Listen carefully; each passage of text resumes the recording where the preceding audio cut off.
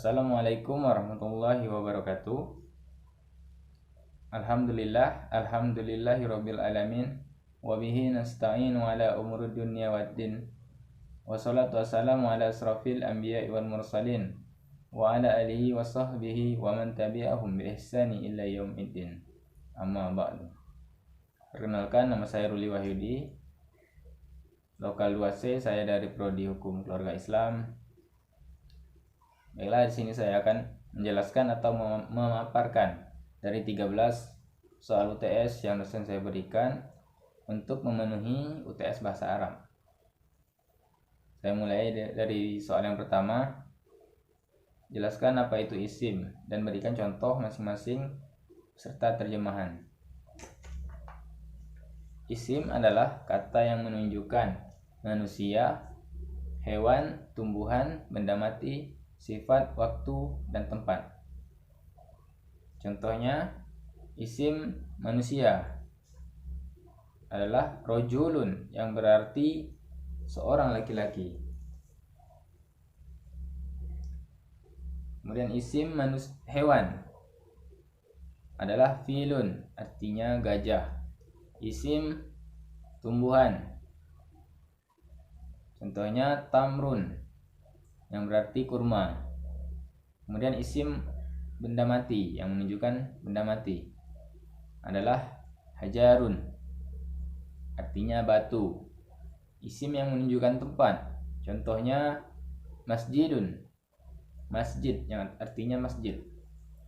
Kemudian isim yang menunjukkan sifat adalah jamilun, artinya bagus.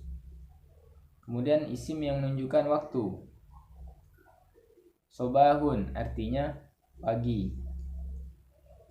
Soal nomor 2. Jelaskan apa itu isim ghairu munsharif. Isim ghairu munsharif adalah isim yang tidak boleh ditanwin. Di antara sebuah isim tidak boleh ditanwin adalah yang pertama, nama wanita. Contohnya Aisyah, Khadijah, Zainab. Yang kedua, nama laki-laki yang berakhiran ta marbutoh. Contohnya Hamzatu, Tolhatu, Muawiyah, atau Hamzah, Tolhah, Muawiyah. Kemudian yang ketiga, nama asing non-Arab, baik nama manusia atau nama daerah. Contohnya Ibrahim, Ismail, Baghdad. Kemudian semua nama nabi adalah isim ghairu munsharif kecuali 6 nama, yaitu yang pertama Muhammad, Soleh, Syuaib, Hud, Nuh, Lut. Soal yang ketiga, jelaskan apa itu isim muzakkar. Isim muzakkar adalah isim yang berjenis laki-laki. Ciri-cirinya yang pertama adalah manusia atau hewan yang berjenis laki-laki. Contohnya walidun, artinya anak laki-laki. Rojulun, artinya seorang laki-laki. Bakorun, artinya sapi jantan. Kemudian yang kedua adalah nama yang digunakan untuk laki-laki. Contohnya Zaid, Hamzah, Hasan. Yang ketiga, isim yang tidak berakhiran ta marbutoh. Contohnya saubun, artinya baju. Hajarun, artinya batu. Mikosun, artinya gunting.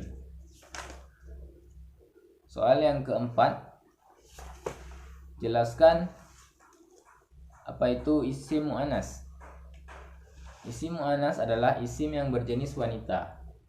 Menurut orang Arab, yang termasuk ke dalam isim mu'annas adalah yang pertama, manusia atau hewan yang berjenis wanita.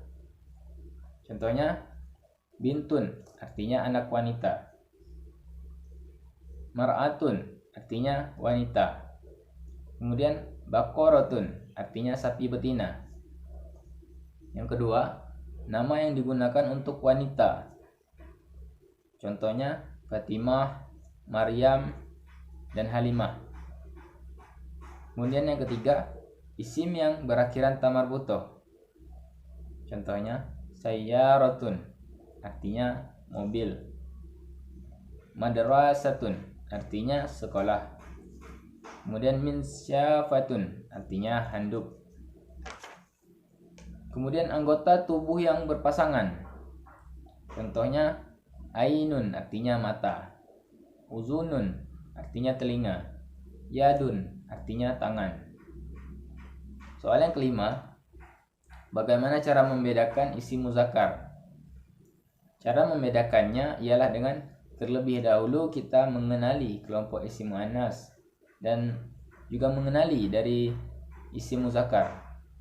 Jika tidak termasuk ke dalam kelompok isim muannas, maka kita bisa masukkan ke dalam kelompok isim muzakkar. Begitu juga sebaliknya. Jika tidak termasuk ke dalam kelompok isim muzakkar, maka bisa kita masukkan di dalam kelompok isim muannas. Soal yang keenam, jelaskan apa itu isim nakirah dan berikan contoh dan terjemahannya. Kemudian bagaimana harokat akhir isim nakirah? Isim nakirah adalah isim yang masih umum atau global. Kata benda yang mana, yang seperti apa, terdapat di mana, kepunyaan siapa, dan lain sebagainya. Sehingga tidak bisa mengidentifikasikan benda tersebut sebab maknanya umum. Ciri-ciri isim nakirah adalah yang pertama, isimnya bertanwin. Yang kedua, tidak ditandai alif lam. Yang ketiga, menunjukkan kata umum, bukan nama orang tertentu. Contohnya, baitun artinya rumah. Rojulun artinya laki-laki. Kitabun artinya buku.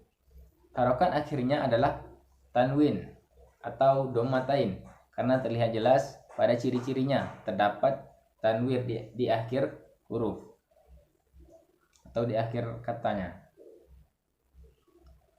Soal yang ketujuh, jelaskan apa itu isim ma'rifah dan berikan contoh dari terjemahan dari isim ma'rifah tersebut. Dan bagaimana harokat akhir isim ma'rifah? Mengapa harokat akhir isim ma'rifah berubah?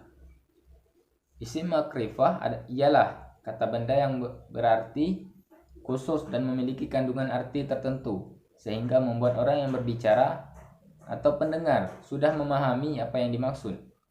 Yang termasuk isim ma'rifah adalah yang pertama, nama, baik manusia, daerah, kota, negara, tempat. Contohnya Indonesia artinya Indonesia. Jakarta artinya Jakarta. Muhammadun artinya Muhammad. Yang kedua, isim yang berawalan alif lam. Contohnya ar-rajulu artinya laki-laki itu. Ad-dukanu artinya toko itu. Al-kitabu artinya buku itu. Alif lam tersebut diartikan dengan kata itu. Kemudian harokat akhir isim ma'rifah tergantung pada kata tunjuknya. Dan mengapa dia bisa berubah? Karena jika dia menunjukkan nama manusia, maka harokat akhirnya adalah tanwin atau dommatain. Kemudian jika menunjukkan tempat, maka harokat akhirnya adalah fathah. Dan jika menunjukkan benda atau tempat yang berawalan alif lam, maka harokat akhirnya adalah dhammah. Soal yang ke-8, jelaskan bagaimana cara membedakan isim ma'rifah dan isim nakirah. Cara membedakannya ialah dengan mengenali dari ciri-ciri isim tersebut. Jika kata penunjukannya belum jelas atau maknanya umum, maka ini adalah isim nakirah. Dan jika kata tunjuknya jelas, yaitu bisa memahami apa yang dimaksud, adalah isim ma'rifah. Soal yang ke-9, jelaskan apa yang dimaksud jumlah fi'liyah. Apa saja syarat jumlah fi'liyah? Dan berikan contoh dan terjemahan dari jumlah fi'liyah dengan fa'ilnya muzakkar. Jumlah fi'liyah yaitu kalimat sempurna yang diawali oleh alif lam. Yang diawali oleh fi'il dan tanwin dan tersusun minimal dari fi'il dan fa'il. Syarat jumlah fi'liyah adalah yang pertama, minimal tersusun dari 2 kata. Yang kedua, terdiri dari fi'il dan fa'il. Contohnya, ja'a aliyun, artinya Ali datang. Kemudian jaro zaidun, artinya Zaid berlari.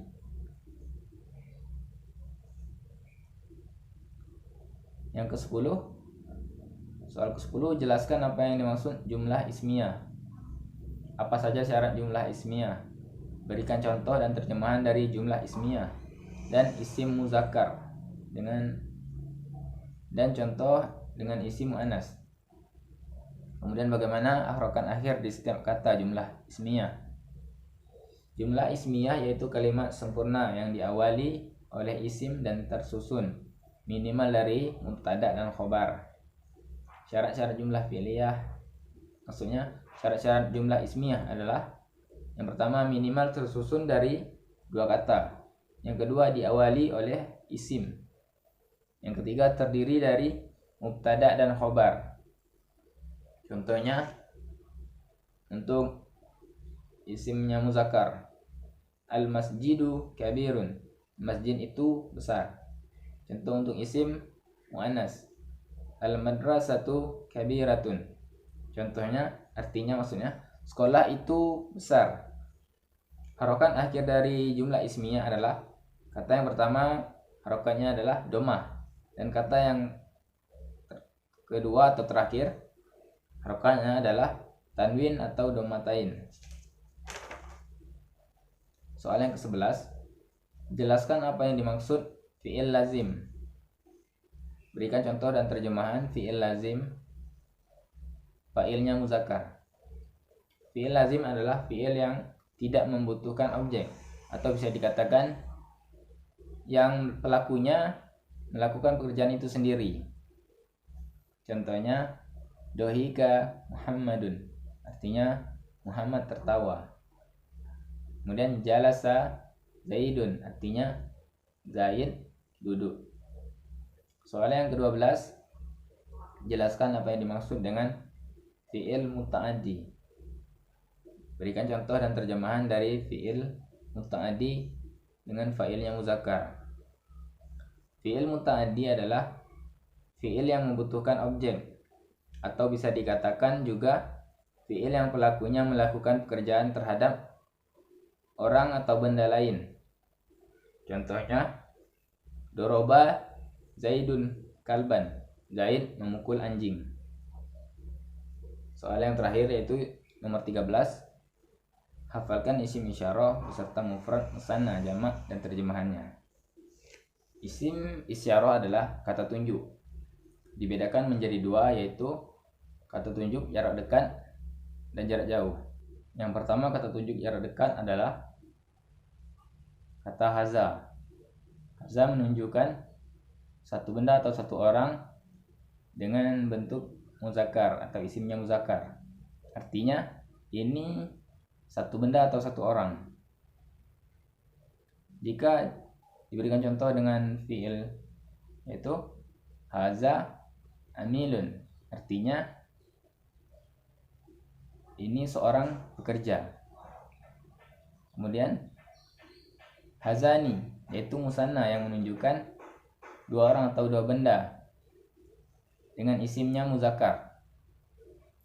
Artinya ini 2 benda atau 2 orang. Kemudian haulai yaitu jamak yang menunjukkan banyak benda atau banyak orang dengan isim muzakkar.